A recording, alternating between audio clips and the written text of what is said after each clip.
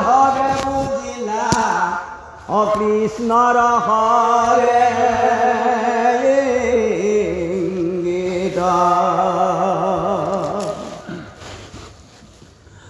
অৰামে দেখি বিমঙ্গলয়া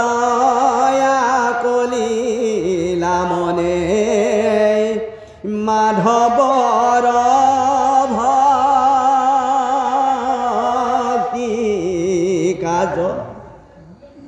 কুল সংহাৰিবা বৈকুণ্ঠে চলিবা এৰিয়া দাৰ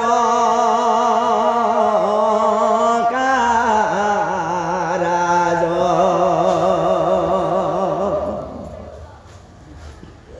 হাসামি বোলে বলন্তে লোটক নয়নৰ পৰা পৰে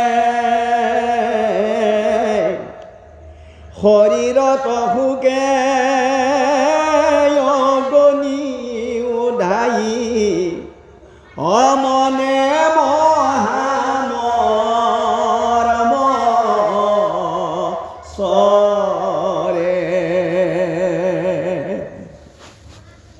তেজিয়া নিশ্বাস চাপিলন্ত পাশ সন্তাপি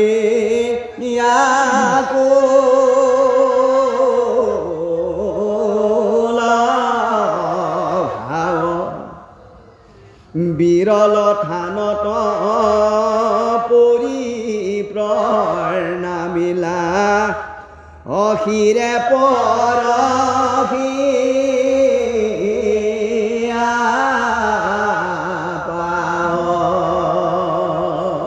কৃষ্ণ ৰাম কৃষ্ণৰ বিৰগে অগ্নি অন্তগতে হৃদয়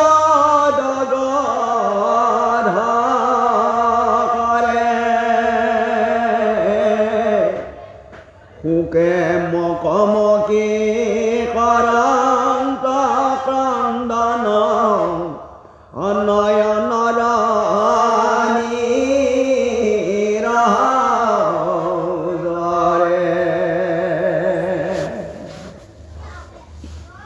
ইৰাম কটুখনে আঁকি মুখ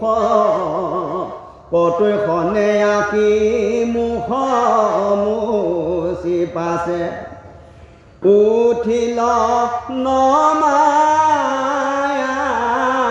মাধ ওৰি কীৰ্তন জ্বলি বুলিবে লাগিল গদ গদ গদ মাধ জয় কৃষ্ণ হে গুৰু নমস্কাৰ ব্ৰজভগত অধীশ্বৰ ধাৰা বিশ্বৰ মাতৃ নমস্কাৰ যুৱক যুৱতী মনোদৰ মানৱ সমস্ত কৰিছোঁ আৰু আমি আপোনালোকৰ নিৰ্দেশনা কৰি মহাভাগৱতৰ 91 স্কন্ধৰ অন্তৰ্গত প্ৰভু ভগৱন্তৰ বৈকুণ্ঠ পৰায়ণৰ অংশস্বৰূপে আমি উদ্ধৱ আৰু কৃষ্ণৰ মহাসংবাদৰ আগ ধৰি পৰৱৰ্তী বিষয়সমূহ আলোচনা কৰিবৰ কাৰণে প্ৰদৰ্শন কৰি হে গুৰু নমস্কাৰ ইতিমধ্যে আমাৰ পদত যি উল্লেখ কৰিছে শুকমণিয়ে ৰজা পৰীক্ষিতৰ আগত ভগৱন্তৰ সমস্ত লীলা তথা ভাগৱতৰ সমস্ত তথ্য বিশ্লেষণ কৰিবলৈ আছে স্বয়ং প্ৰভু ভগৱন্তই নানা ধৰণৰ লীলাৱতাৰ মাজেৰে তেওঁ নিজৰ যিটো ৰহস্য তত্ত্ব সমস্তখিনি তেওঁ প্ৰচাৰ কৰি আছে আৰু কলি যুগৰ আৰম্ভণিতে দাপৰৰ সমাপ্তিত কলি যুগৰ লোকসকলক তৰাবৰ কাৰণে বিশেষ এক ব্যৱস্থাৰ মাজেৰে নিজৰ বাংময় মূৰ্তিটো জগতত প্ৰতিষ্ঠা কৰিবৰ কাৰণে তেওঁ প্ৰযত্ন কৰিছিল আৰু সেই সূত্ৰে তেওঁ পূৰ্ণ ব্ৰহ্মৰ যি মহা তত্ত্ব ৰহস্য সমস্তখিনি লীলাৰ মাজেৰে প্ৰচাৰ কৰিবৰ কাৰণে দৈৱকীৰ পুত্ৰ হিচাপে জন্মগ্ৰহণ কৰি এক মহা অৱতাৰ ধাৰণ কৰিলে আৰু এই মহা অৱতাৰে প্ৰমাণ কৰিছে যে তেওঁ কাৰ্যকাৰণৰ ক্ষেত্ৰত মৎস্য কুৰ্মকে আদি কৰি 24টা মহা অৱতাৰ আৰু তাৰ পিছত বৈশালী তেওঁ অংশ অৱতাৰ ধাৰণ কৰিছিল তাৰ ভিতৰত শ্ৰীকৃষ্ণ ৰূপে যি অৱতাৰ ধাৰণ কৰি তেওঁ মহালীলা কৰিছে এই মহালীলাই প্ৰমাণ কৰি দিছে তেওঁই পূৰ্ণ ব্ৰহ্ম তেওঁই জগতৰ আধাৰ তেওঁৰ অবিহনে কোনো নাই তেওঁ ভগৱন্তৰ 64 কলাৰ সমস্ত তত্ত্ব দৰ্শন কৃষ্ণৰ চৰিত্ৰৰ মাজেৰে প্ৰকাশ কৰিছে আৰু সেই কৃষ্ণই জগতৰ কল্যাণৰ কাৰণে ধৰ্মক উদ্ধাৰ কৰিবৰ কাৰণে অধৰ্মক নাশ কৰিবৰ কাৰণে জগতক পালন কৰিবৰ কাৰণে তেওঁ 120টা বছৰ পুৰণি লৈ এই সংসাৰলৈ আহিছিল আৰু সেই অনুসৰি তেওঁ সমস্ত লীলা সম্পাদন কৰি 120টা বছৰৰ পিছত তেওঁ ধৰাধাম এৰি থৈ যাব লাগিছিল কিন্তু তেওঁ যাব নোৱাৰাৰ কাৰণ তেওঁ নিজেই বিশ্লেষণ কৰিছে যিটো বংশত তেওঁ জন্ম হৈছে সেই বংশত জয় কীৰ্তি সমস্তবিলাক তেওঁ বঢ়াইছে আৰু বংশৰ বৃহৎ কলেবৰত যিমানবিলাক যদুবংশৰ বীৰসকলক তেওঁৰ ছত্ৰছায়াতে নানা ধৰণৰ শক্তি প্ৰদান কৰা হ'ল সেই শক্তিৰ আধাৰত তৈলক্য বিজয়ী এক লোক একোজন যদুবীৰে পাইছিল ইন্দ্ৰক পৰাভূত কৰিব পৰা শক্তি পাইছিল আৰু সেইকাৰণে তেওঁলোকে জগতত তেওঁলোকৰ কোনেও অনিষ্ট কৰিব নোৱাৰে কোনেও পৰাভূত কৰিব নোৱাৰে এনেকুৱা এক আত্ম অহংকাৰত তেওঁলোক পতিত হৈ সেই অহংকাৰী সূত্ৰে এটা সময়ত দৈত্য দানৱ দৈত্যৰ স্বভাৱ লাহে লাহে ধাৰণ কৰিবলৈ আৰম্ভ কৰিলে আৰু এই সময়ত কৃষ্ণই ভাবিলে মই কোনো কাৰণতে এই সকলক মই এৰি থৈ যাব নোৱাৰিম যদি এৰি থৈ যাওঁ তেতিয়াহ'লে মোৰ বংশ যদু বংশৰ কলংক আহিব আৰু যি বংশত মই লীলা কৰি জগতক উদ্ধাৰৰ ব্যৱস্থা কৰিছিলোঁ আই বসুমতীক বাক্য দিছিলোঁ যে তোমাৰ যি পাপৰ পূজা বহন কৰাৰ ক্ষমতা লোপ পাই গৈ আছে মই সেই সমস্ত পাপৰ পূজা মই নাশ কৰিবৰ কাৰণে মই অৱতাৰ ধৰি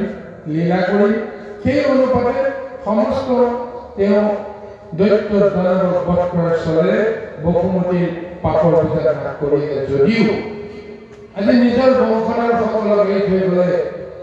তেওঁ কোনো কাৰণতে অধৰ্মক নাশ কৰি ধৰ্মক প্ৰতিষ্ঠা কৰাৰ কাৰণে যি লীলা কৰিছে সেই লীলা অৰ্থ লাগিব সেইকাৰণে তেওঁ নিজেই চিন্তা কৰিলে যে মই থাকোঁতেই তেওঁলোকক কিবা এটা গতি আৰু মুক্তিৰ ব্যৱস্থা কৰিব লাগিব গতিকে জগতক বুজিব নোৱাৰাকৈ তেওঁ এই লীলা কৰিলে কাৰণ তেওঁ জানে যে যদিও তেওঁৰ বংশধৰ সকল দৈত্য শক্তিত পৰিণত হৈ গৈ আছে কোনো কাৰণতে সেই সকলে কৃষ্ণক কোনো দিনে কোনো ধৰণৰ জগৰ লগোৱা নাই কৃষ্ণক কোনো ধৰণৰ তেওঁলোকে মানে অপৰাধ কৰা নাই তাৰ মাজতে কৃষ্ণই তেওঁলোকক কেতিয়াও শাস্তি বিধান কৰিব নোৱাৰে গতিকে তেওঁ বুদ্ধি কৰি কৌশল কৰি এনেকুৱা এটা ব্যৱস্থাৰ মাজেৰে ঋষি মুনি সকলৰ জৰিয়তে যদু বংশত এক অভিশাপ প্ৰদান কৰিলে সেই অভিশাপৰ জৰিয়তে যদু বংশক ধ্বংস কৰিবৰ কাৰণে এক মহালীলা কৰি তেওঁৰ বাঞ্ছিত যি কৰ্ম সমস্ত সমাজে যাত্ৰা কৰিলে আৰু ইতিমধ্যে পিণ্ডাৰৰ তীৰ্থত যিসকল মহা ঋষি সমবেত হৈ জগতৰ কল্যাণৰ কাৰণে যজ্ঞ আৰম্ভ কৰিব বিচাৰিছিল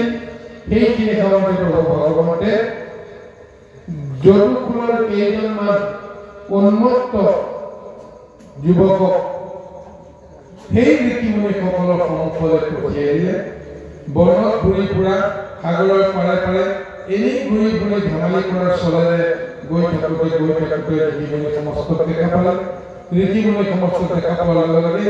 ভগৱন্তৰ মায়ে তেওঁলোকক বিমোহিত কৰি পেলালে আৰু সেই যুৱসিদ্ধ ব্ৰহ্মঋষিসকলক জ্ঞানৰ বুদ্ধি প্ৰজ্ঞাৰ পৰীক্ষা ল'বৰ কাৰণে যে তেওঁলোকৰ এটা ইচ্ছা জাগিলে সেইকাৰণে মতা মানুহকে মাইকী মানুহ সদায় গৰ্ভত ল'ৰাহে আছে নে ছোৱালীহে আছে জানিবৰ কাৰণে যেতিয়া প্ৰযত্ন কৰিলে লগে লগে ব্ৰহ্মঋষিসকলে ধ্যানত গম পাই গ'ল তপত গম পাই গ'ল আচলতে ঘটনা কি আৰু এই ব্যৱস্থাৰ মাজেৰে তেওঁলোকে ভগৱন্তৰ ইচ্ছাৰ কথা বুজিব পাৰিলে যদুকুলত জন্মগ্ৰহণ কৰা এইসকলে আজি আমাক ব্ৰহ্মঋষিসকলক তুষ্ট তাচ্ছিল্য কৰিবলৈ উপলুঙা কৰিবলৈ বাধ্য হোৱাৰ অন্তৰালত ভগৱন্ত কৃষ্ণৰ এটা ইচ্ছা আছে যে তেওঁতো কিছু সময়ৰ পিছত কিছুদিনৰ পিছত এই সংসাৰৰ পৰা গুচি যাব গতিকে যদু বংশৰ ওপৰত তেওঁ নিশ্চয় কৰিব লগা বহুত কৰ্ম আছে যাৰ কাৰণে আজি এই যদু বংশৰ বীৰসকলক নাভাবিব লগা নকৰিব লগা এটা কৰ্ম কৰি ব্ৰহ্মঋষিসকলৰ ওচৰলৈ পঠিয়াই দিছে কৃষ্ণৰ ইচ্ছাৰ কথা গম পোৱাৰ লগে লগে ওপৰতে দেখুৱাই জাজল্যমান এটা ৰূপ অগ্নি মুখৰমান এটা ৰূপ ধাৰণ কৰি যদু বংশৰ ওপৰত অভিশাপ দিলে যে এইগৰাকী নাৰী যিহেতু নহয় পুৰুষক নাৰী সজাই তোমালোকে আমাৰ ওচৰলৈ আহিছা গতিকে গৰ্ভত তেওঁ ল'ৰা আছে ছোৱালী আছে বুলি আমাক উপলুঙা কৰিলে গতিকে আমি অভিশাপ দিছোঁ যে গৰ্ভত ল'ৰাও নাই ছোৱালীও নাই এটুকুৰা পাষাণ এটুকুৰা শিলাখণ্ড আছে আৰু এই শিলাখণ্ডই যদু বংশৰ ধ্বংসৰ কাৰণ হ'ব যোৱা এনেকৈ মহা অভিশাপ দিয়াৰ পিছত এতিয়া সকলোৱে নিৰ্মাণ হৈ গ'ল আৰু সঁচাকৈ যেতিয়া কানি কাপোৰ খুলি দেখিলে যে এটুকুৰা শিলাখণ্ড সেই গৰ্ভৱতী সজোৱা পুৰুষজনৰ গাৰ পৰা খুলকি পৰিল আৰু সেই শিল টুকুৰাক লৈ এটা বিভূতিত পৰিল ঋষিসকলৰ অভিশাপ ইতিমধ্যে আহি গ'ল গতিকে ভগৱন্ত কৃষ্ণই লীলাগৰৰ পৰাই সমস্ত প্ৰত্যক্ষ কৰি আছে এতিয়া তেওঁ আৰু এটা লীলা কৰিলে যি হৈছে হৈছে ভালেই হৈছে এই শিল টুকুৰা যে মোৰ ওচৰলৈকে কেতিয়াও আহি নপৰে তাৰ কাৰণে তেওঁ কি কৰিলে মনত বিচলিত কৰি পেলালে সকলোকে এই সময়ত কৃষ্ণৰ কথা ভাবিবৰ কাৰণে কাৰো আহৰি নাই অথচ এই কৃষ্ণৰ কাৰণে যদু বংশই আজি এনেকুৱা এটা ৰূপ পালে ৰজা উদ্ধৱসেনে ভাবিব লগা কোনো কাৰণ বিচাৰি নাপালে তেওঁৰ মনত এটা অহংকাৰ সোমাই দিলে যে মই ৰজা হিচাপে প্ৰজাৰ কল্যাণৰ কাৰণে মই কৰ্ম কৰিব লাগিব গতিকে মোৰ অনুমতি লৈহে সমস্তই কৰ্ম কৰিব লাগে গতিকে এই শিলাখণ্ডই যদি যদু বংশৰ কাল হ'ব পাৰে মৃত্যুৰ কাৰণ হ'ব পাৰে ধ্বংসৰ কাৰণ হ'ব পাৰে তেতিয়াহ'লে এই শিলাখণ্ডক যিকোনো প্ৰকাৰে নাইকিয়া কৰিব লাগিব গতিকে কেনেকৈ নাইকিয়া কৰি ঘঁহি ঘঁহি তাক যেনে তেনে হ'লে চিন্তাত নোহোৱা কৰিব লাগে গতিকে সুপ্ৰশিক্ষিত কুমাৰক মাতি আনি দায়িত্ব দিলে যে ইয়াৰ চিন্তাত নোহোৱা এটা অৱস্থা কৰি ঘঁহি ঘঁহি পানীৰ লগত মাটিৰ লগত মিহলি কৰি শেষ কৰি পেলাব লাগে শিল টুকুৰা থাকিলে ধ্বংস কৰি পেলাব যদি তাৰ যদি অস্তিত্ব নাইকিয়া কৰি দিয়া যায় তেতিয়াহ'লে কি কৰিব এয়া প্ৰভু ভগৱন্তৰ লীলা সেই অনুসৰি শিল টুকুৰা নি প্ৰবাহৰ জলৰ তীৰত ঘঁহি ঘঁহি ঘঁহি ঘঁহি শেষ কৰিবলৈ যত্ন কৰিলে আৰু এটা সময়ত দেখা গ'ল যে যি টুকুৰা শিলক ঘঁহি ঘঁহি শেষ কৰিবৰ কাৰণে মাত্ৰ 7টা দিন প্ৰয়োজন হৈছিল সামান্য এটুকুৰা বাকী আছে ঘঁহি সপ্তাহতো শেষ কৰিব নোৱাৰিলে। তাৰপিছত দেখা গ'ল যে তেওঁলোকৰ নামত হতাশাই আহি গ'ল। গতিকে মনত এটা তেওঁলোকে ভাৱনা দিলে যে এই টুকুৰা, এই সামান্য টুকুৰা কি কৰিব? গতিকে সাগৰত যদি মই পেলাই দিওঁ তেতিয়াহ'লে মাছে খাব বা সাগৰত পৰি তলত পৰি কোনেও গম নোপোৱাকৈ পৰি থাকিব। গতিকে আমিও ক'ব পাৰিম যে শিল টুকুৰা ঘূৰি শেষ কৰি দিওঁ। সেই টুকুৰা যেতিয়া মাটিত সাগৰত পানী পেলাই দিলে লগে লগে মাছে খালে। মাছৰ অৱস্থা জালুৱাই হাতত ধৰা পৰি আৰু জালুৱাইৰ পৰা ধৰা পৰাৰ পিছত মাছৰ গৰ্ভ ফালি দেখিলে এটুকুৰা লোহা। সেই লোহা টুকুৰা পালে বিয়াধে তেওঁ কাৰত বুজি ল'লে। ইমানলৈকে ঠিকে আছে। তাৰপিছত যেতিয়া দুই দ্বাৰকাত ঋষি খাপৰ জৰিয়তে কি হৈ গ'ল যে অপায় অমংগল সমস্তবিলাক যেতিয়া দেখা দিলে কোনেও সুখে শান্তিয়ে থাকিব নোৱাৰা অৱস্থালৈকে আহিল। অৱশেষত উপায়ন্তৰ হৈ যদুকুলৰ যিসকল বৃদ্ধ গুণী জ্ঞানী যিসকল লোক আছে সেই সকলৰ মাজত আলোচনা হ'ল যে ঋষি খাপে আমাক যদুবংশক চুইলে আৰু যদুবংশ যিকোনো সময়তে হয়তো অমংগলৰ সন্মুখীন হ'ব লাগিব আৰু তাৰ কাৰণে আগতীয়া লক্ষণবিলাক তেওঁলোকে প্ৰত্যক্ষ কৰিছে যে ঋষি খাপৰ পৰা আমি কেতিয়াও পৰিত্ৰাণ নাপাম। শিলটো পৰা নাইকিয়া কৰিলেও কি হ'ব? অমংগলে যিহেতু চানি ধৰি আছে আমি কেতিয়াও বিপদমুক্ত নহয়। এনেকুৱা এটা ধাৰণা কৰি সৰ্বশেষত তেওঁলোকে সিদ্ধান্ত কৰিলে যে নিশ্চয় কৃষ্ণৰ ওচৰত আমি যাব লাগিব, কৃষ্ণৰ ওচৰত শৰণাপন্ন হ'ব লাগিব। কাৰণ এইজন কৃষ্ণই আপদে বিপদে সম্পদত সমস্ততে ৰক্ষা কৰি আছে। কিন্তু এই মহাবিপদৰ সময়তো এতিয়া কৃষ্ণক আমি জনাব লাগিব যে কি হ'ব এতিয়া। আৰু সেইসকলে গৈ কৃষ্ণক যেতিয়া ক'লে তেতিয়াও উগ্ৰসেনেও কোনো কাৰণতে একো এটা ক'বলৈ ইচ্ছা নকৰিলে বা প্ৰয়োজন বোধ নকৰিলে, অন্য সকলে প্ৰয়োজন বোধ নকৰিলে। কেৱল সেই বৃদ্ধ কেইগৰাকীমান জ্ঞানী গুণী লোকেহে কৃষ্ণৰ ওচৰত গৈ আবেদন কৰিছে যে কি হ'ব এতিয়া। তাৰপিছত কৃষ্ণই ভাবিলে হৈ যাব। এতিয়া যিহেতু মই গম পাইছো এতিয়া মোৰ কৰ্মখিনি মই কৰিম। ইমান সময় মোৰ ওচৰলৈ নহাটো ইও এটা প্ৰভু ভগৱন্তৰ ইচ্ছা যে এই সময়তে মোক মনত পেলালা ঠিকে আছে। কিন্তু বাকী সময়ত এই শিল টুকুৰা যদি সঁচাকৈ বাহিৰে যদি কৃষ্ণক যদি দেখুৱাই আহে কৃষ্ণৰ তাৰ বিকল্প ব্যৱস্থা নিশ্চয় কৰিব লগা হ'লহেঁতেন। কিন্তু তেওঁৰে ইচ্ছা যে এইটো হওক বুলি, এইখিনি সময়ত মোৰ ওচৰলৈ নাহক বুলি তেওঁ সকলোকে মতিভ্ৰম কৰিলে। বাৰু কি নহওক তেওঁ এটা অসুবিধা দিলে যে ঋষি খাপৰ পৰা পৰিত্ৰাণ হোৱাৰ কোনো উপায় নাই। ঋষি খাপ ধ্বংস কৰিব পৰা অৱস্থা নাই। কাৰণ আমি দুখ কৰিছো, দুখৰ দণ্ড হিচাপে যি দণ্ড ৰায় দিছে অভিশাপ হিচাপে আমি মানিব লাগিব। কিন্তু আমি চেষ্টা এটা কৰি চাব লাগিব। কেনেকৈ চেষ্টা কৰে? তেতিয়া তেওঁ এটা উপায় দিলে যে প্ৰভাস নামৰ তীৰ্থত আমি এক যজ্ঞ কৰিব লাগিব। এই তীৰ্থত যজ্ঞ কৰি এটা সময় চন্দ্ৰয়ো দক্ষৰ অভিশাপৰ পৰা মুক্ত হ'ব পাৰিছিল। দক্ষৰ অভিশাপত তেওঁৰ যক্ষ্মাৰ হৈছিল। দেহ খণ্ড খণ্ড হৈ জহি পহি গৈ মৃত্যুক আঁকোৱালি ল'ব লগা এটা অৱস্থালৈকে গৈ আছিল। তাৰ পিছতে সেই চন্দ্ৰ ব্ৰহ্মাই উপদেশ দিলে যে তুমি শিৱক আৰাধনা কৰা, শিৱক যজ্ঞ কৰা, শিৱ সন্তুষ্ট হ'লে তুমি নিশ্চয় উদ্ধাৰ পাবা। আন কেইজনভাৱে শিৱক মহাস্তুতি কৰিলে, যজ্ঞ কৰিলে ব্ৰাহ্মণৰ সকলৰ দ্বাৰা। আন কেই যজ্ঞত স্বয়ং প্ৰভু শিৱ ইমানেই সন্তুষ্ট হৈ গ'ল যে সন্তুষ্টৰ ফলত দক্ষৰ অভিশাপৰ পৰা চন্দ্ৰক মুক্ত কৰালে। আন তেওঁ এই যজ্ঞৰ মহা যি ৰূপ সেই দেখা পায় চন্দ্ৰৰ ওপৰত ইমানেই কৃতাৰ্থ হ'ল তেওঁ চন্দ্ৰকো নিজৰ শিৰত ধাৰণ কৰি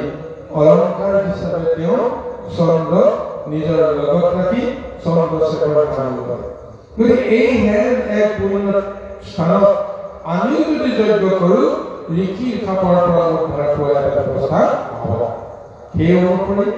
সমস্তকে যেতিয়া আজ্ঞা দিলে লগে লগে সকলোৱে ধুমধামেৰে যজ্ঞৰ কাৰণে সাজু হ'ল আৰু যজ্ঞৰ কাৰণে সাজু হোৱাৰ মুহূৰ্ত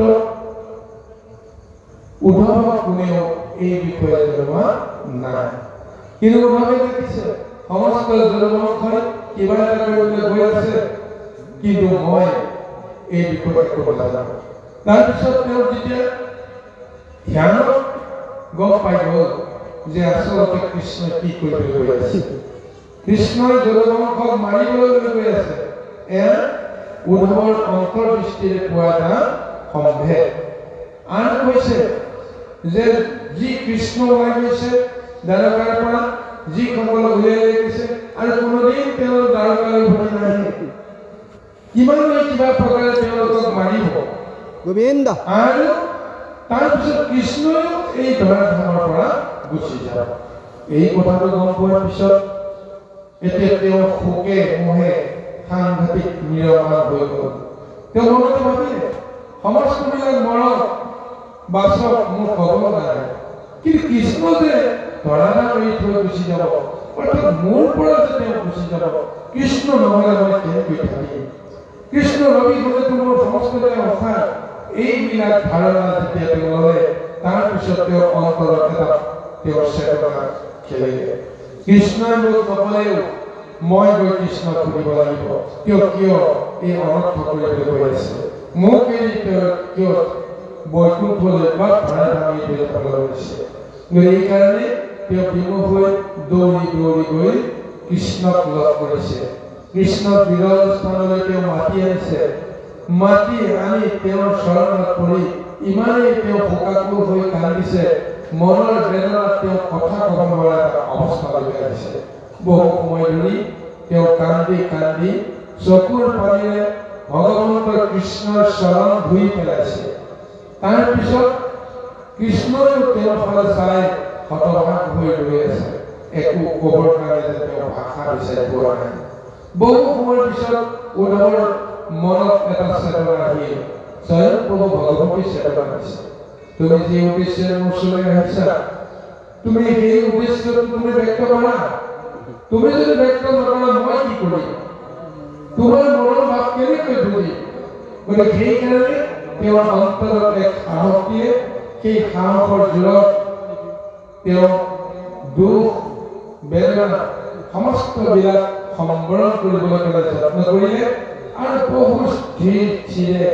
এটা এটাকৈ গট গট শব্দেৰে ঠুকাঠুকি মাতেৰে কৃষ্ণৰ ওচৰত তেওঁ মনৰ ভাৱ ব্যক্ত কৰিবলৈ আৰম্ভ কৰিছে। আহোঁ সমস্ত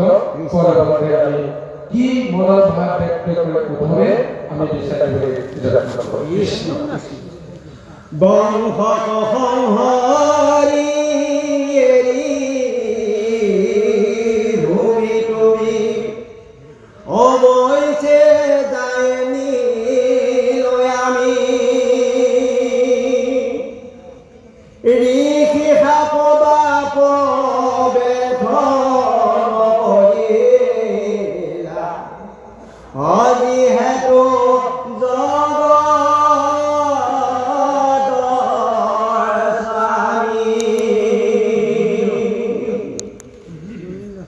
তোমাৰ চৰণে দেখি কেনেকো থাকিবে নোৱাৰো হৰি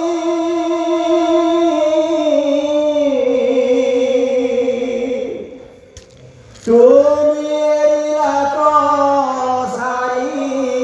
প্ৰাণ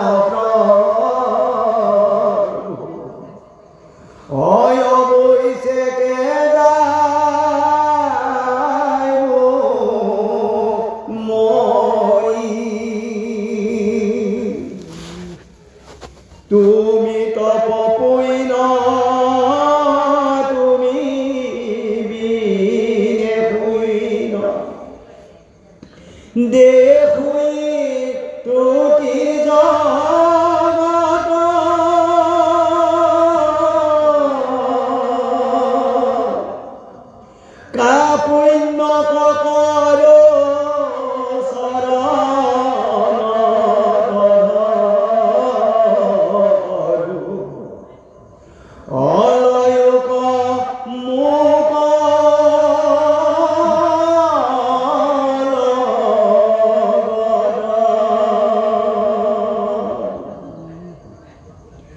তোমাৰ চৰণ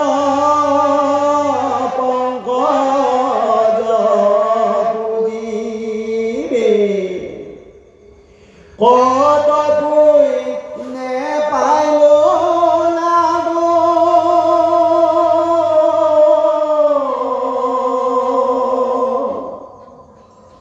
বাপ জগন্নাথ নকৰায়নাথ ভকত কব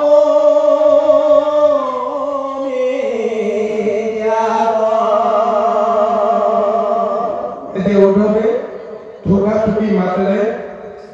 তেওঁ কান্দি কান্দি ক'বলৈ আৰম্ভ কৰিছে যে হে প্ৰভু মই জানিব পাৰিছো তুমি বংশ সংহাৰ কৰি এই ভূমি ত্যাগ কৰিবৰ কাৰণে মনস্থ কৰিছা যাৰ কাৰণে তুমি ঋষি খাপ ব্যৰ্থ নকৰিলা তুমি অনন্ত কোটি ব্ৰহ্মাণ্ডৰ মহাশক্তি ধাৰণ কৰি আছা তোমাৰ আজ্ঞামতে সমস্ত জগতে কৰ্ম কৰে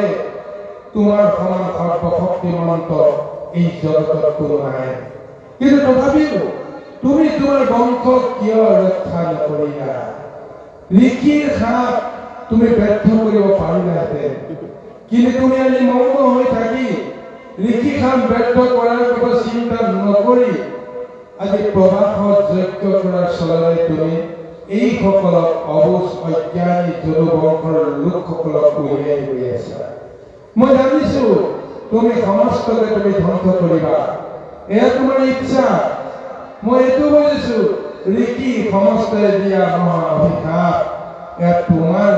ইচ্ছামতে হৈছে সেইকাৰণে ঋষিসকলৰ অভিশাপ তুমি কোনো কাৰণতে ব্যৰ্থ নকৰিলা কিন্তু যি হয় হ'ব তোমাৰ ইচ্ছামতে হ'ব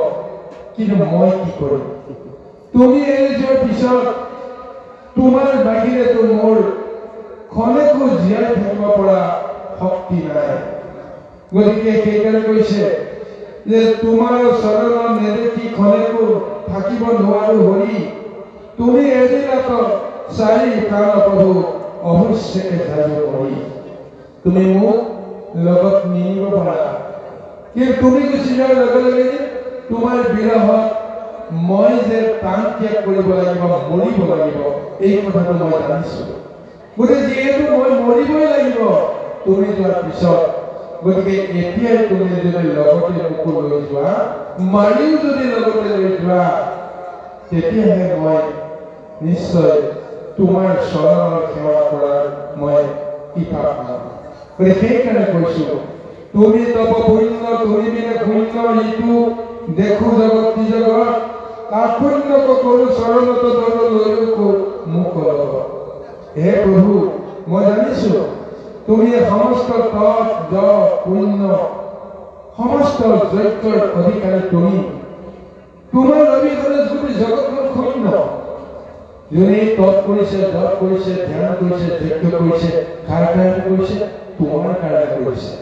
তুমি যদি এই সংসাৰত নাথাকা জগতত নাথাকা তেতিয়াহ'লেতো জগতখন শূন্য হৈ যাব গতিকে তাৰ কাৰণে মই কাষৰে প্ৰাৰ্থনা কৰিছিলো মই আজি কাপুণ্য কৰো চৰণত ধৰো লৈ মোকো তুমি লগতে লৈ যোৱা মই আজি নিজৰ কাৰণে এতিয়া মই স্বাৰ্থপৰ হৈছো কাপুণ্য শব্দটো অৰ্থটো কৃপণৰ পৰা আহিছে মই নিজৰ কথাই ভাবিছো জগতৰ কথা এতিয়া ভাবিব লগা নাই কাৰণ তোমাৰ অবিহনে মই শূন্য এই কথাটো মই বুজিছো গতিকে তুমি মোকো লগতে লৈ যোৱা তোমাৰ সিদ্ধান্তই যদি চূড়ান্ত হয় তুমি ঘৰে গাঁৱলৈ থৈ যাবা গতিকে সেইকাৰণে হে বাপ তুমি জগতৰ নাথ তুমি গুচি যোৱাৰ পিছত মোক অনাথ নকৰিবা মোকো লগতে তুমি লৈ যাবা এই বুলি কাতৰ অনুৰোধ কৰিছে কান্দি কান্দি প্ৰভু ভগৱানক আহি বিৰাইছে কৃষ্ণ এৰা মই কে অমৃতময় তোমাৰ চৰিত্ৰ শুনে মাত্ৰ যিটো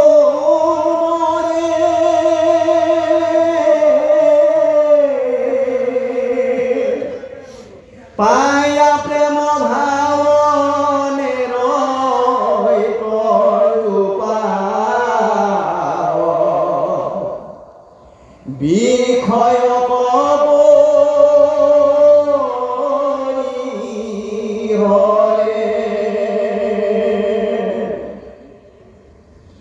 শয়নে ভোজনে স্নান পস্থানে সদাসে কৰোঁ আমি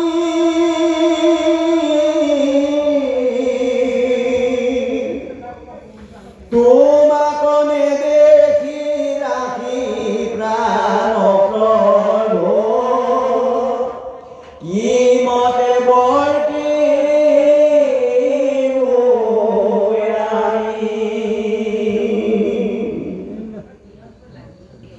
মই পিন্ধো চাৰ বস্ত্ৰ অলংকাৰ তোমাৰ উচিষ্ট ছায়া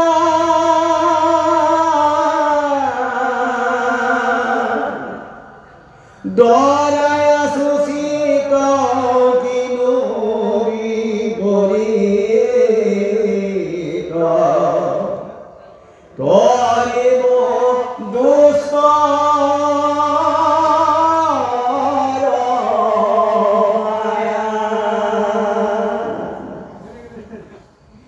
জ্ঞানী গণে দুখী ইন্দ্ৰিয় কদমী আমকুৰ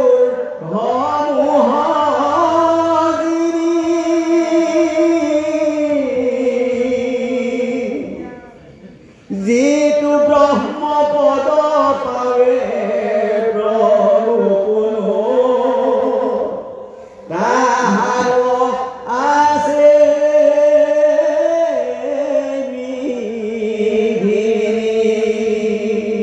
উদ্ধৱে পুনৰ কৈছে কৃষ্ণ যে হে প্ৰভু তুমি অৱতাৰ ধাৰণ কৰি যিমানবিলাক কৰ্ম কৰিলা এই কৰ্মৰ জৰিয়তে তোমাৰ যিটো চৰিত্ৰ প্ৰকাশ কৰি দিলা তোমাৰ এই চৰিত্ৰ কোনোবাই যদি স্মৰণ কৰিছে কোনোবাই যদি তোমাৰ গুণ গান গাইছে সেই সমস্তই অমৃত ৰস পাইছে তোমাৰ চৰিত্ৰৰ কথা শুনিলে তোমাৰ গুণৰ নাম কোনোবাই যদি স্মৰণ কৰে লগে লগে সংসাৰৰ কথা পাহৰি বিমল আনন্দ লাভ কৰি নিজকো পাহৰি যায় গতিকে সেইকাৰণে কৈছো কৰ্মকে অমৃত তোমাৰ চৰিত্ৰ শুনে মাত্ৰ যিটো নৰে পায়া প্ৰেমৰ হাত নেৰে তোৰ পাও বিষয় উপৰিবলে তোমাৰ চৰিত্ৰত যিসকলে সোমায় কোনো কাৰণতে সেইসকলে এইখন সংসাৰৰ মায়া মোহত পৰি থকাৰ কাৰণ নাথাকে সমস্তৰ পৰা মুক্তি পায় চাওকচোন কৃষ্ণই যেতিয়া কংসৰ কাৰাগাৰত জন্ম হৈ দৈৱকী কোলাৰ পৰা ওলাই গৈ যেতিয়া যশোদাৰ কোলাত আশ্ৰয় ললে এই ঘটনাটো এই লীলাটো কোনোবাই যদি অন্তৰ্দৃষ্টিৰে যদি বুজিবলৈ যত্ন কৰে তেতিয়াহ'লে কিমান তত্ত্ব লুকাই আছে কিমান লীলা লুকাই আছে তেওঁ কাকো কোৱা জন্ম হৈ তেওঁ ওলাই গৈছে কিন্তু প্ৰশ্নবিলাক আহে তাতে যে তেওঁ কি হ'ব গৈ তেওঁ কি কৰিলে এই সমস্তবিলাক কথা যিসকলে চিন্তা কৰে কৃষ্ণৰ চৰিত্ৰৰ লগত যেতিয়া সোমাই পৰে বিমল আনন্দ লাভ কৰে আৰু কি কৃষ্ণৰ ৰসৰ পৰা তেওঁলোকে কোনো কাৰণতে আগবাঢ়িব আঁতৰিব নিবিচাৰে গতিকে সেই কৃষ্ণই যি লীলা কৰি আছে জগতৰ কল্যাণৰ কাৰণে কৰি আছে জগতৰ উপকাৰৰ কাৰণে কৰি আছে আন সেই কাৰণে এই তত্ত্বটো যিসকলে বুজি পায় তেওঁৰ ওপৰত প্ৰেম ভাৱ জাগৰণ হয় আৰু সেই কাৰণে সমস্ত বিষয় ধ্যান কৰিব পাৰে আৰু ময়ো তোমাৰ এই বিমল চৰিত্ৰৰ কথা জানিব পাৰি মই তোমাৰ পৰা অকণমানো আঁতৰিবলৈ যত্ন কৰা নাছিলোঁ শয়নে সপোনে ভোজনে স্নানত গোপ্ৰস্থানত মই তোমাক সদায় সেৱা কৰোঁ তোমাক নেদেখি মই কোনো সময়তে থাকিব নোৱাৰোঁ তুমি যিমানবিলাক বস্ত্ৰ অলংকাৰ পিন্ধি এৰি দিছিলা সেই সমস্ত বস্ত্ৰ অলংকাৰ পিন্ধি মই আনন্দ পাইছিলোঁ তুমি এৰা উচ্ছিষ্ট ভোজন মই গ্ৰহণ কৰি মই আনন্দিত হৈছিলোঁ আৰু মই নিজৰ চিত্তক এনেকৈ আনন্দিত কৰিবৰ কাৰণে বা মোৰ নিজৰ চিত্তক সান্তনা দিবৰ কাৰণে মই যত্ন কৰিছিলোঁ কৃষ্ণৰ কৃপা পালোঁ যেতিয়া ভগৱন্তৰ কৃপা পালোঁ যেতিয়া কৃষ্ণ তেওঁ পিন্ধা বস্ত্ৰ অলংকাৰ পালোঁ যেতিয়া তেওঁ ভোজন কৰা উচ্ছিষ্ট মই খালোঁ যেতিয়া মই এতিয়া তৰি গ'লোঁ গতিকে দুষ্টৰ মায়াই মোক এতিয়া একো কৰিব নোৱাৰে এনেহেন মোৰ এক ভাৱ আছে কিন্তু মই এতিয়া বুজিলোঁ তোমাক একান্তভাৱে সেৱা কৰি যিসকল ভক্তে ব্ৰহ্মপদৰ অধিকাৰী হয় সেই সকলো বিচলিত হ'ব লগা হয় কাৰণ তোমাৰ মায়াই সমস্তকে মোহিত কৰাই বুজিও নুবুজাৰ এটা ওপৰতে লৈ যায় সেইকাৰণে কৈছে যিটো ব্ৰহ্মপদ পাৱে প্ৰভু কোনো তাহাৰো আছে নেকি মইতো ভাবিছিলোঁ মই যে ব্ৰহ্মপদ পালোঁ কিন্তু এতিয়া মোৰ বিঘিনি আহি গ'ল কেনেকৈ মই তোমাক হেৰুৱালোঁ তুমি এই মুহূৰ্ততে তুমি গুচি যাবা মোৰ ওপৰত তুমি দুষ্ট হৈছা যাৰ কাৰণে তুমি একো এষাৰ কথা মোক নোকোৱাকৈ তুমি ধৰাধামে এইটো এটা কৰি চাইছা গতিকে সেইকাৰণে ময়ো ব্ৰহ্মপদ পায়ো বিঘিনিৰ মাজলৈকে মই আহিব লগা হ'ল এয়া তোমাৰ চৰণা ইয়াৰ তত্ত্বটো মই বুজি পোৱা নাই হে প্ৰভু তুমি মোক কৃপা কৰা এইদৰে কৃষ্ণৰ ওচৰত উদ্ধৱে নিজৰ মনৰ বেদনাবিলাক ব্যক্ত কৰি আছে কৃষ্ণ কৃষ্ণ আহ।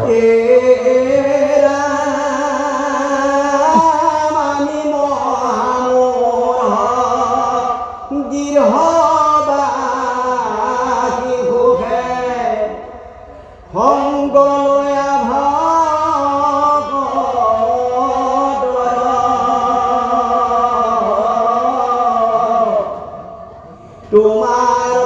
চৰিত্ৰ কথা শুনিলাতে তোৰি বুমায়া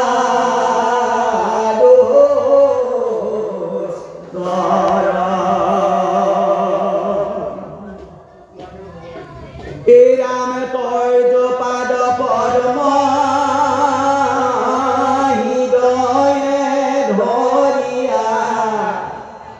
গাইব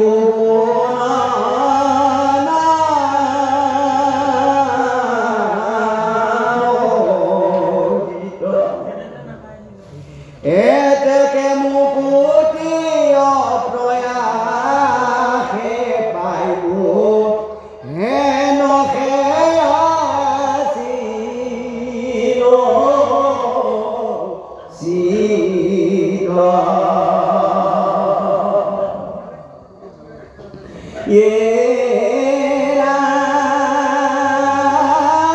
শৰণ সত্ৰ ছায়া বেজিতু হিতুয়ে লাই তো তাপো হেন পাওয়ে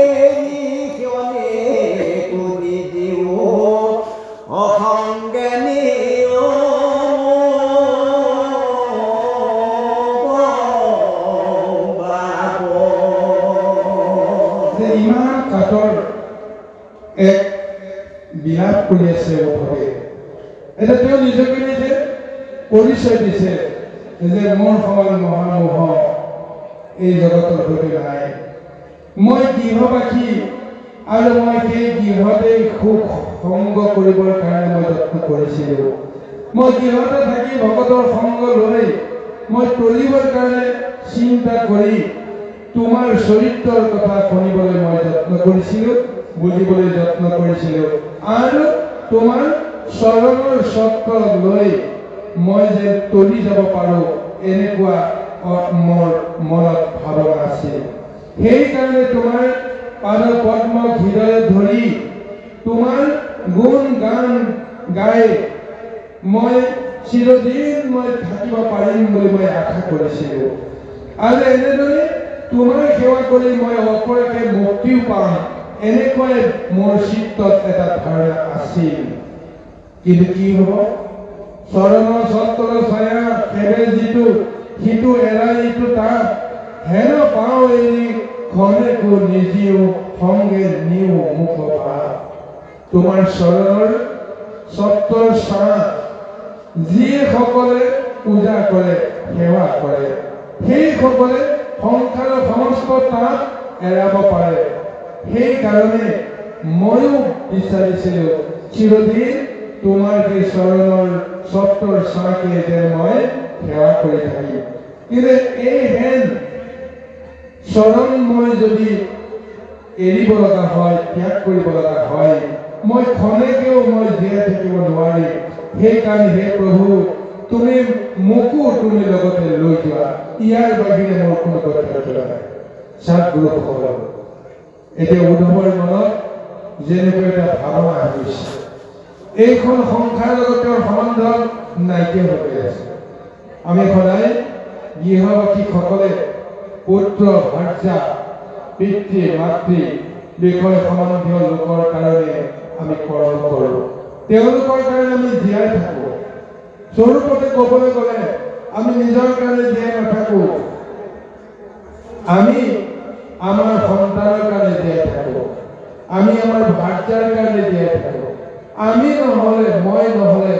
তেওঁলোকৰ অৱস্থা কি হ'ব, এনেকুৱা কিছুমান ভাৱনাৰে আমি মায়ামোহত আবদ্ধ হৈ থাকোঁ। কিন্তু এই মুহূৰ্তত কৃষ্ণ এতিয়া বৈকুণ্ঠলৈ যাব, তেওঁকে থৈ যাব। উদ্ধৱৰ মনত কি ভাৱনা আছিল? মোৰ ঘৰত বিষয় সম্বন্ধীয় ভাৰ্যা আছে, পিতৃ আছে, মাতৃ আছে, পুত্ৰ আছে, সমস্ত আছে, কিন্তু সেই সমস্তবিলাক এতিয়া অসাৰ। এতিয়া তেওঁলোকৰ লগত মোৰ সম্বন্ধ নাই, যিহেতু তুমি মোৰ লগত নাই। যদি তুমি মোক এই থৈ যোৱা, ঠিক এনেদৰে ভাৱনা আছে। গতিকে এই মহাতত্ত্বত এই বিষয়টো উদ্ধৱে কৈ আছে কৃষ্ণ কেনেকে কাটৰ। আমি যদি আধ্যাত্মিক বিষয়টো চাওঁ, এইটো লৌকিকৰ পৰা আধ্যাত্মিকলৈ আহিলে আমি নিজৰ দেহত এই বিশ্লেষণটো যদি চাওঁ, তেতিয়াহ'লে প্ৰভু ভগৱন্তৰ দুটা ৰূপ, এটা হৈছে জীৱাত্মা, এটা হৈছে পৰমাত্মা। দুয়োটাই প্ৰভু ভগৱন্তৰ ৰূপ, দুয়োটাকে ইজনে সিজনক এৰি থাকিব নোৱাৰে। গতিকে আজি জীৱাত্মা ৰূপে বিষয় ভোগ কৰি থকাৰ পিছত হয়তো অন্তৰাত্মাত থকা প্ৰভু ভগৱন্তক চিনি নাপায়, কোনোদিন বুজিব নোৱাৰিছিল। কিন্তু যি মুহূৰ্ততে জীৱাত্মাই গম পাব যে মোক এৰি থৈ তেওঁ গুচি যাব, ইন্দ্ৰিয় সমস্তই ভয়ত আতুৰ হৈ থাকিব, জীৱাত্মাৰ ফালে চাব। যদি আত্মাটো গুচি যায়, আমি কাৰ লগত থাকিম? এতিয়া জীৱাত্মাও চিন্তা কৰিছে, মই তোমাৰ কাৰণে এই বিষয় সংসাৰ ভোগ কৰি আছো, তুমি যদি গুচি যোৱা তেতিয়াহ'লেতো মোৰতো কোনো অৰ্থ নাই। গতিকে সেইকাৰণে ধৰাধাম এৰি থৈ যোৱা বা এই দেহটো এৰি থৈ যোৱাৰ মায়া মমতা এতিয়া যে জীৱাত্মাৰো নাইকিয়া হৈ গৈছে। কিয়নো স্বয়ং পৰমাত্মা যদি মোৰ দেহৰ পৰা আঁতৰি যায়, তেতিয়াহ'লে মই তেওঁৰ লগে লগে গ'লেহে ময়ো মুক্তি পাম। মই যদি তেওঁৰ লগত যাব নোৱাৰো, তেতিয়াহ'লে এইখন সংসাৰত মই কেতিয়াও মুক্তি পাব নোৱাৰিম। গতিকে মই লগতে মৰিম, মৰাৰ লগে লগে কিন্তু মই মুক্তি নাপাম। এই সংসাৰত কত লোক মৰি আছে, কিন্তু মুক্তি পাইছে জানো? কিন্তু যিসকলে ভগৱন্তৰ নাম স্মৰণ কৰিব পাৰিছে, ভগৱন্তক লগত লৈ ফুৰিব পাৰিছে, সেইসকলে আনন্দ মনেৰে প্ৰভু ভগৱন্তৰ লগতে এই সংসাৰৰ পৰা তুলি যাব পাৰিছে। গতিকে আজি উদ্ধৱেও সেই আত্মতত্ত্বকে বিশ্লেষণ কৰি এতিয়া তেওঁ সংসাৰৰ মায়া আৰু মোহৰ পৰা তেওঁ এক বৈৰাগ্য ভাৱ তেওঁ অহাৰ কাৰণে এতিয়া তেওঁ কৃষ্ণৰ লগতে ধৰাধাম এৰি থৈ যাবৰ কাৰণেও তেওঁ কিন্তু কুণ্ঠাবোধ কৰা নাই। আহক কৃষ্ণই কি সমিধান দিয়ে। ৰাম হৰে পৰি হৰি শৰণ দুতয় তোমাক কৰে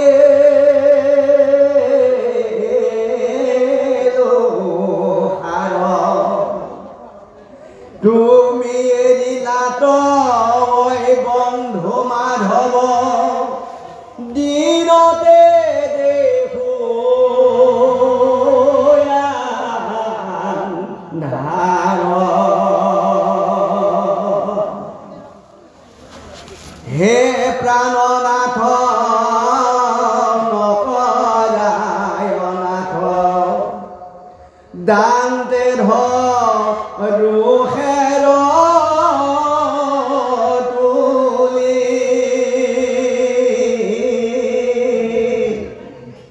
তোমাৰ বিৰোগে অগণিয়ে খনে দেখা মাৰে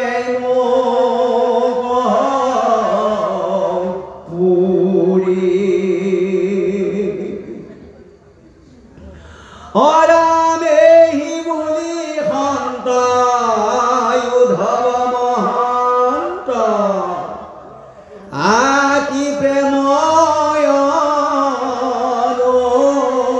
ৰাগে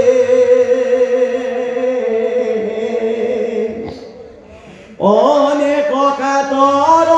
কৰিয়া কান্দন্ত হৰিয়া কৃষ্ণ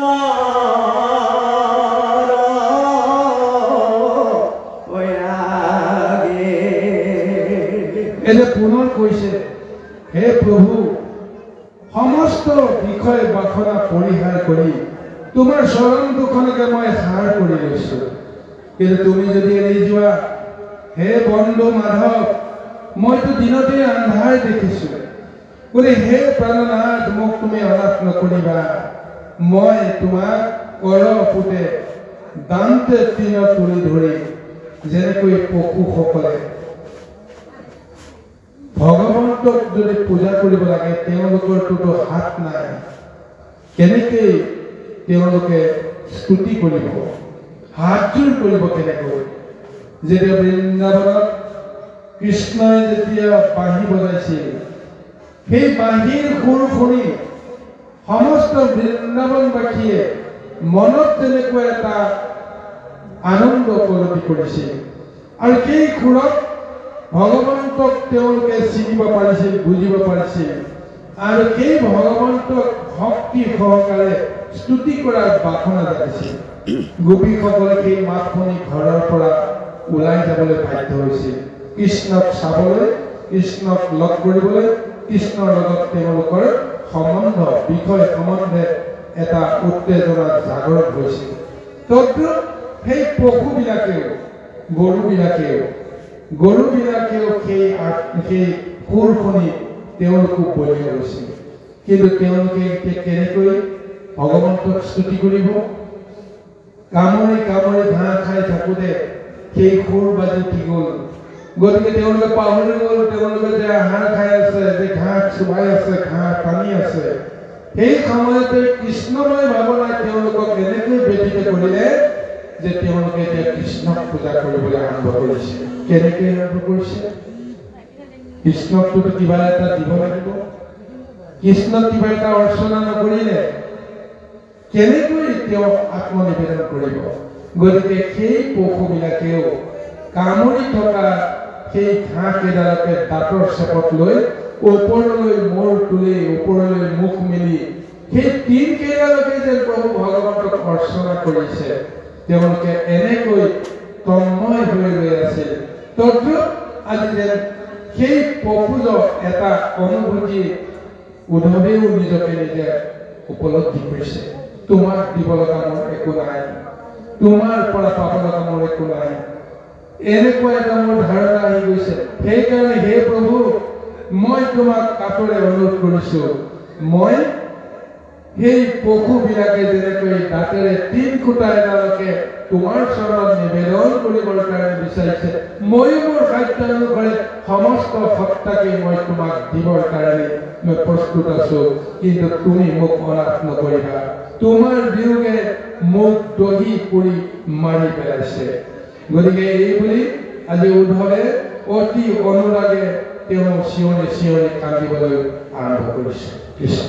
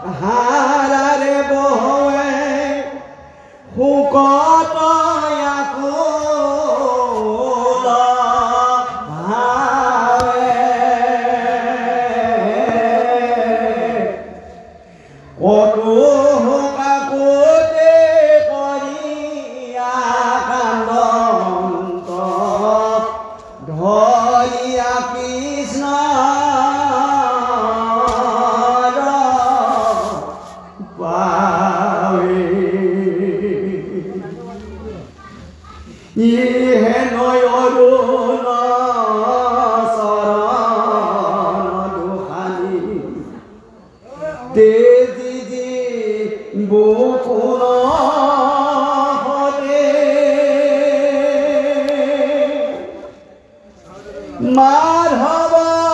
বান্ধৱ নমৰাপুজি নিয়োগ মোক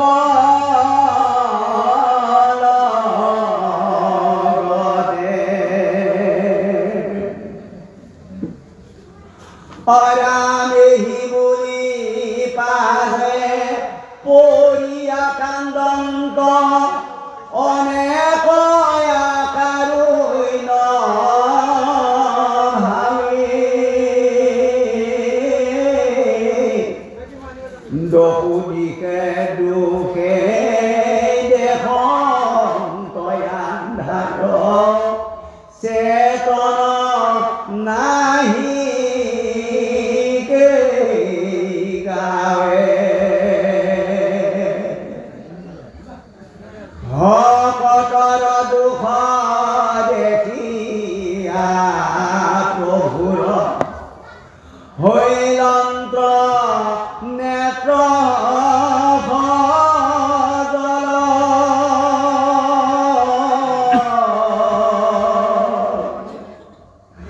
অসন্তোষে কিছু চপৰাইল মাথ সংকোচ মোহ মল। জয় কৃষ্ণ। উদ্ধৱৰ চকুৰ পানীৰে বাট নেদেখা অৱস্থা হ'ল। আতুৰ হৈ তেওঁ ইমানেই কান্দি কান্দি নিজকে কোনো সময়ত চেতনাহীন এক অৱস্থালৈকে লৈ যাব লগা হ'ল। আৰু সেইখিনি সময়ত কৃষ্ণই কেৱল নিৰুপায় হৈ হতভাগ হৈ তেওঁ যে কি কৰিব কি নকৰিব ভাবি নোপোৱা এটা অৱস্থালৈকে যে তেওঁ গৈ আছে। ইফালে উল্লেখ কৰিছে মহাভাগৱতে উদ্ধৱৰ এই আচৰণত কৃষ্ণ সন্তুষ্ট হোৱা নাই, তেওঁ অসন্তুষ্ট হৈছে। কিন্তু অসন্তুষ্ট হলেও ভকতৰ অন্তৰত যিহেতু মহা দুখে বিনাশ কৰিছে, ভকতে যে কান্দি কান্দি মৃতপ্ৰায় এটা অৱস্থালৈকে যোৱাৰ পিছত ভগৱন্তৰ দুখ লাগিছে যে তেওঁ কিহৰ কাৰণত তেওঁ এনেদৰে দুখ কৰিছে বেলেগ কথা, কিন্তু তেওঁৰ অৱস্থাটো দেখা পায় ভগৱন্তৰ সঁচাকৈ দুখ লাগিছে। কিন্তু তেওঁ এনেদৰে কান্দি কান্দি তেওঁ নিশ্চয় এই যাত্ৰাখনত আমনি কৰিব নালাগিছিল। কৃষ্ণ ভাবিছে যে মই তেওঁক নোখোৱাকৈ মই যাওঁ, কিন্তু তেওঁ এতিয়া মোক আগুচি ধৰি নানান ধৰণৰ কথা সুধি মোকো ব্যথিত কৰিছে। তেওঁ এতিয়া মৰা দুখত পৰি আছে। গতিকে সেইকাৰণে এটা লৌকিকত দেখুৱাইছে তেওঁ অসন্তুষ্ট পাইছে। যাত্ৰাৰ সময়ত কোনোবাই যদি বাটতে আগুচি ধৰি নানান ধৰণৰ কথা বতৰাই বিচলিত কৰে, কোনোবাই জানো সন্তোষ পাব জানো? ঠিক তেনেকৈ কৃষ্ণই যে নিজৰ লক্ষ্যত উপনীত হ'বৰ কাৰণে যেনে তেনে প্ৰবাসলৈ যোৱাৰ কথাটো তেওঁ চিন্তা কৰিছে, দ্বাৰকা ত্যাগ কৰাৰ চিন্তাটো কৰিছে। সেইখিনি সময়তে মানৱে আহি কৈছে যে তুমি কি কৰিছা ইত্যাদি ইত্যাদি। ইতিমধ্যে বাকী সমস্যাটো নাজানি এইসকলে যে মৰিবৰ কাৰণে যে আগুৱাই গৈ আছে কৃষ্ণৰ লগত, তেওঁলোকেতো নাজানে। তেওঁলোকে কাক ক'ব? সেইসকলে যদি কয় তোমালোকে কৃষ্ণৰ লগত নাযাবা, কৃষ্ণই তোমালোকক মাৰিবলৈ গৈছে, কোনে মানিব? সত্য কথাটো সেইটোৱে। গতিকে তেওঁ কাকো ক'ব নোৱাৰে, সেইটোত কৃষ্ণকে কৈ আছে। আৰু কৃষ্ণই এতিয়া ভকতৰ দুখ দেখি তেওঁ সহ্য কৰিব পৰা নাই। গতিকে সেইকাৰণে অসন্তোষে কিছু চপৰাইলা মাথ সংকোচ মুখ কমল, তললৈ মূৰ কৰি উদ্ধৱৰ ফালে তেওঁ চাইছে। যদিও অসন্তুষ্ট মন, তথাপিও তাৰ মাজতে তেওঁ লীলা কৰি আছে। আমাকে দেখুৱাই, উদ্ধৱকে দেখুৱাই তেওঁ অসন্তুষ্ট হৈ আছে। ভিতৰি ভিতৰি তেওঁ সন্তুষ্ট, কাৰণ এইখিনি লীলা তেওঁ কৰি আছে। উদ্ধৱৰ জৰিয়তে তেওঁ যিটো কৰ্মসাধন কৰিবলৈ গৈ আছে, জগতে কোনেও জনা নাই। গতিকে এই উদ্ধৱৰ মনত তেওঁ চেতনা দিছে অতি মুহূৰ্তত, যে তুমি যেনেকেই নহওক মোক লগ কৰা, তোমাৰ জানিব লগা কথাখিনি মোক সোধা। ইমান দিনেতো তুমি মোক একো কথা সোধা নাই,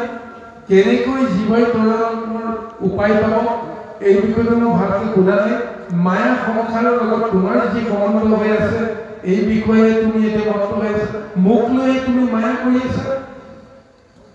গতিকে জগতৰ লগত তোমাৰ সম্বন্ধ কি, মোৰ লগত তোমাৰ সম্বন্ধ কি? আত্মতত্ত্বৰে তুমিতো কোনোদিন মোক বিচাৰিব যত্ন কৰা নাই। সেইকাৰণে মই তোমাক বঞ্চনা কৰিছো। কোনোবাই যদি কাৰোবাক অকণমান হ'লেও আঘাত দিবলৈ যত্ন কৰা বুলি কোনোবাই ভাবে, তেতিয়াহে নিজকে নিজকে চিন্তা কৰে, মোৰ কিবা দুখ আছে নেকি, আৰু তেওঁৰ কিবা দুখ আছে নেকি, বুজাবুজি হ'ব লাগিব। আমি সদায় বন্ধুবিলাকে আমি লগতে ঘূৰা পকা কৰি আছো, মিতিৰালি কৰি আছো, খেলা ধূলা কৰি আছো। কিন্তু এদিন যদি কাৰোবাৰ মুখৰ পৰা কোনোবাই গম পায় যে তোমাৰ বন্ধু অমুকে দেখোন তোমাক এইটো কাৰণত বেয়া পাই আছে, এইষাৰ কথা যদি প্ৰথমতে তেওঁ শুনে, তেওঁ মনত কেনেকুৱা লাগিব? নাই, নহয়, যদি মোক তেওঁ কিবা এটা বেয়া পাইছে মই বুজাবুজি কৰিব লাগিব।